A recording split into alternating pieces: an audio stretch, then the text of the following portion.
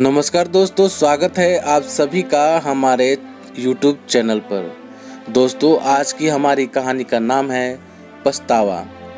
एक अमीर व्यक्ति के दो पुत्र थे। बड़ा बेटा बहुत आज्ञाकारी और परिश्रमी था और छोटा भोग विलासी था। एक दिन छोटा पुत्र अपने पिता के पास गया और उससे अपने हिस्से की संपत्ति की मांग की। पिता ने उसे उसके संपत्ति का हिस्सा दे दिया। अपने हिस्से की संपत्ति लेकर छोटा बेटा दूसरे देश चला गया। वहां पहुंचकर उसने भोग विलास में अपनी सारी संपत्ति उड़ा दी। उसी समय उस देश में भयंकर अकाल पड़ा और उसकी भूखों मरने की नौबत आ गई। मजबूर होकर उसे एक आदमी के खेत में सूअर चराने की नौकरी करनी पड़ी।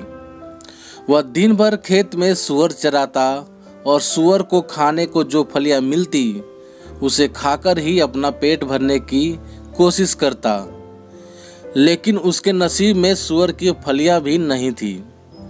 ऐसे में उसे अपने पिता के घर की याद सताने लगी।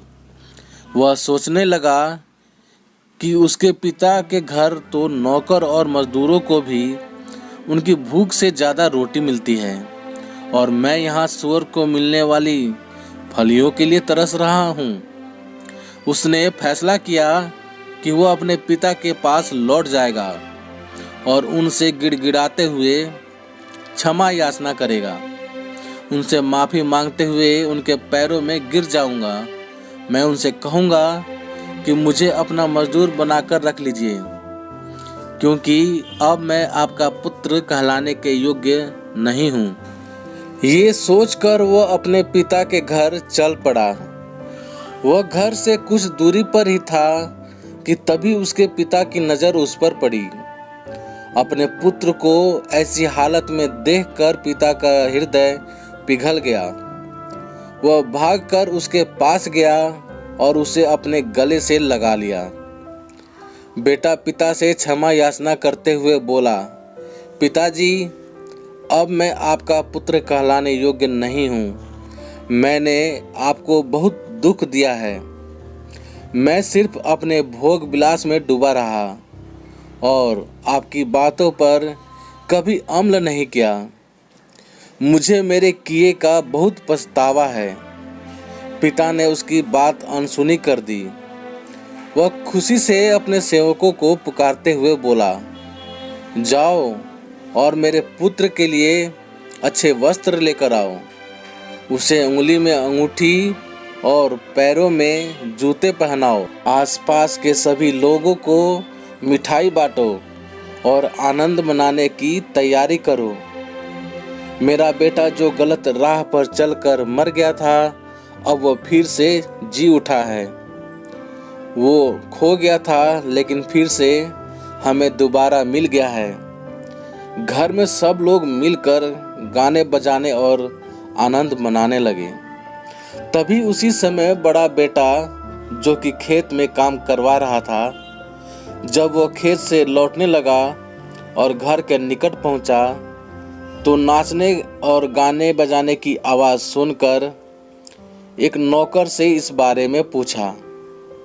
नौकर ने बताया कि आपका भाई परदेश से भला चंगा लौट आया है, इसलिए आपके पिता आसपास के सभी लोगों को दावत दे रहे हैं और सब मिलकर खुशियां मना रहे हैं। बड़ा बेटा क्रोधित हो गया और वहीं से लौटने लगा। तब पिता उसके पास आए और उसे मनाने लगे। बड़े बेटे ने शिकायत करते हुए कहा, मैं सदा आपके साथ रहा, आपकी हर आज्ञा का पालन किया, लेकिन आपने कभी मेरे लिए खुशियाँ नहीं मनाई। और जो आपको छोड़कर चला गया था और अपनी सारी संपत्ति भोग विलास में उड़ा दी, उसके लिए खुशियाँ मना रहे हैं। तब पिता ने कहा, पुत्र, तुम तो सदा मेरे साथ थे। मेरा सब कुछ तुम्हारा है, लेकिन तुम्हारा छोटा भाई राह भटक कर मुझसे दूर चला गया था। लेकिन वह अब सही राह पर आ गया है। मैं इसी बात के लिए खुशियाँ मना रहा हूँ। विलासी पुत्र की कहानी से यह सीख मिलती है कि प्रभु परमेश्वर अपनी समस्त संतानों से प्रेम करता है। जो राह भटक गए थे और पश्चाताप कर वापस प्रभु के शरण में आ गए हैं, प्रभु उन्हें पुनः स्वीकार करता है और उनके लौटने पर प्रसन्न होता है। वह उनके लिए आनंदपूर्ण जीवन प्रदान करता है। इसलिए भटके हुए भाई बहन पश्चाताप कर पुनः ईश्वर की शरण में लौट आएं और उनके प्रेम के भागी बनकर आनंदपूर्ण जीवन बिताएं। तो दोस्तों, आप सभी को ये कहानी कैसी लगी कमेंट करके हमें ज़रूर बताना। यदि कहानी आप सभी को अच्छी लगी हो तो लाइक करना, शेयर करना और चैनल पर नए हो तो प्लीज़ चैनल को सब्सक्राइब भी ज़रूर कर लेना। तो चलिए दोस्तों, मिलते हैं आप सभी से एक और नई कहानी के साथ। तब तक के लिए जय हिंद, वंदे मातरम।